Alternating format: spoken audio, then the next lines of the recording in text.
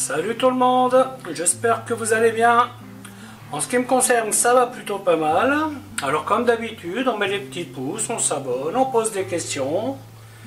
On consulte la playlist, c'est plutôt intéressant je trouve, pour écourter les recherches. Alors aujourd'hui je vais vous montrer une recette qui est un classique. Alors je sais pas si c'est d'Alsace ou d'ailleurs, mais on le trouve dans pas mal de restaurants. C'est le camembert frit. Alors, on appelle ça, enfin moi j'appelle ça le camembert frit avec une particularité, c'est que moi je ne le ferai pas frire. Tout simplement parce que je déteste tremper de la chapelure dans de l'huile. Je peux vous dire, quand je mange un cordon bleu au restaurant et que je découvre qu'il a été mis dans la friteuse, c'est limite pour moi. Donc voilà, le camembert frit est donc un camembert qu'on a pané. Donc moi ce que je vais faire, je vais préparer une chapelure que je vais aromatiser et je vais faire un appareil pour paner, à panade.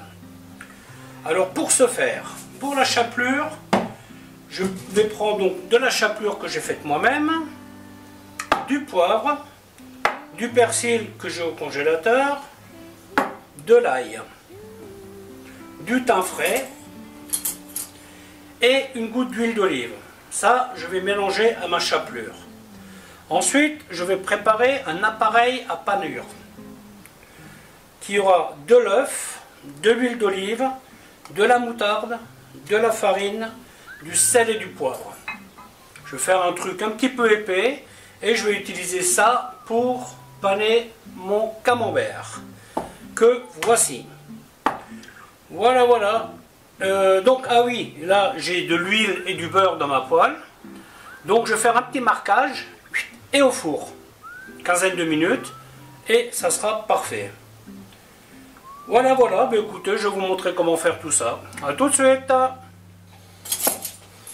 Première des opérations, préparer la chapelure. Donc, j'y mets une goutte d'huile d'olive, j'y mets du persil. Bon là je prends du congelé, hein, j'en ai pas de frais, donc je fais avec ce que j'ai. Le thym frais. Alors bien entendu, là vous pouvez mettre dedans ce que vous voulez. Hein. Si vous voulez parfumer votre fromage avec du paprika, du curry, ça c'est vraiment à vous de voir. Hein. Si vous n'avez pas de thym frais, vous pouvez mettre des herbes de Provence, vous pouvez mettre, vous mettez ce que vous voulez en fait. Hein. Voilà, ensuite un petit peu d'ail et du poivre et on mélange. Alors ça, si vous en avez en vrac, c'est pas grave, hein, c'est un truc, vous avez vite fait de faire des escalopes panées avec, hein, vous pouvez aussi. Hein. Voilà, donc là, la chapelure va absorber l'humidité de ce qu'il y a dedans. Première opération terminée.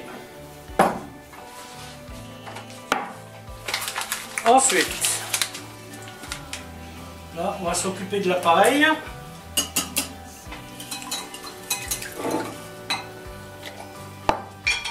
On va y mettre une goutte d'huile d'olive, hop. Un petit peu de moutarde, du sel,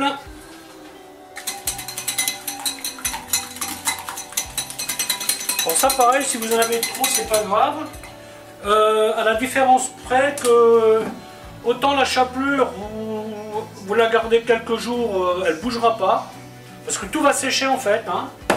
Autant ça, si vous en faites de trop, le lendemain, tout casser, vous voyez, il vaut mieux pas en faire trop. Hein. Vous pouvez le garder 2-3 jours, mais vraiment pas plus. Voilà, ensuite,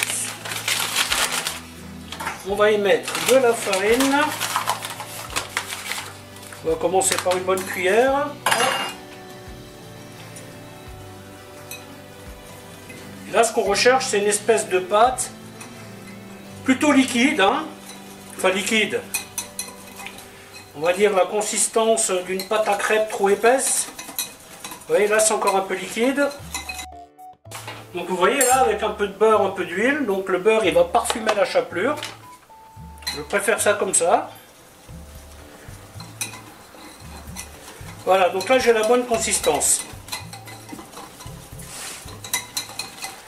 Voilà. Maintenant je vais allumer mon four.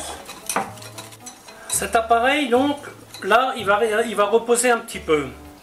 Alors cette recette, si vous avez envie de la faire pour des amis par exemple, vous pouvez très bien paner votre fromage, le marquer ou ne pas le faire, les deux sont possibles, et ensuite vous le plaquez. Et quand vos invités sont là, hop, vous mettez ça au four 15-20 minutes, et ça sera bon. Il y aura juste la salade à rajouter. Hein. Le passage, le marquage beurre-huile n'est pas obligatoire. Hein.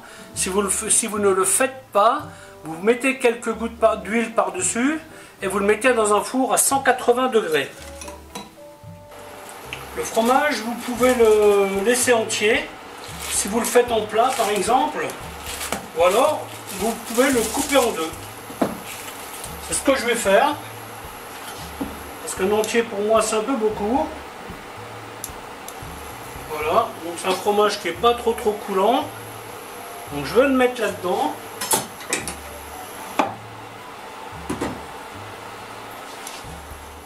Et on va le paner 2 fois. Vous voyez, donc cette panure là, elle reste bien collée au fromage. C'est ce qu'on veut. Par contre, il faut mettre partout. Hein.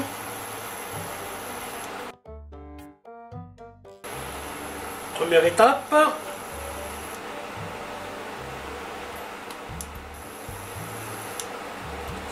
On enlève un peu le superflu. Hein.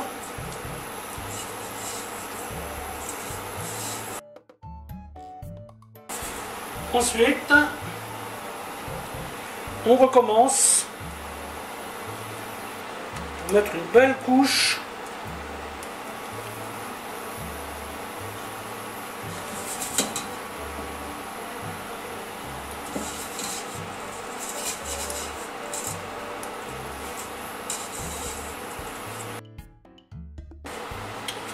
Alors ça c'est un truc, vous pouvez préparer le matin par exemple pour le soir. Ouais, ça bouge pas au frigo. Hein.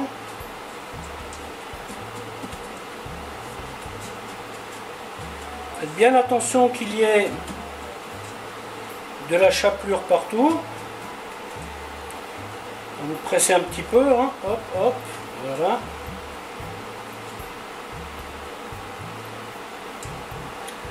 Le récipient que j'ai choisi n'est pas idéal. Voilà, hop, oui. Pour le beurre et noisettes.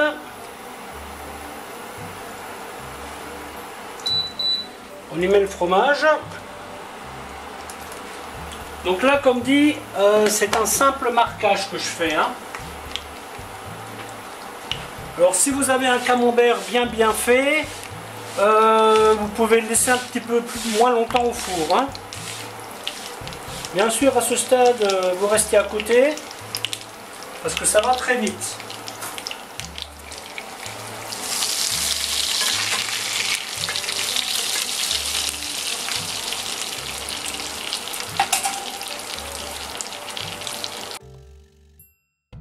Vous voyez, donc là j'ai fait le marquage. J'ai oublié de décaler la chose là. Ensuite vous prenez une cuillère et faites un petit nappage. Et vous mettez ça 15 minutes au four. Voilà, bah, le fromage est cuit. À ce stade, les salades sont prêtes. Voilà, il y a un peu de fromage qui a coulé, ce n'est pas grave. Hop, on l'éponge un petit peu. Voilà, la vidéo va s'arrêter là. En espérant qu'elle vous aura plu. Alors je vous dis à bientôt pour une autre recette. Bye bye.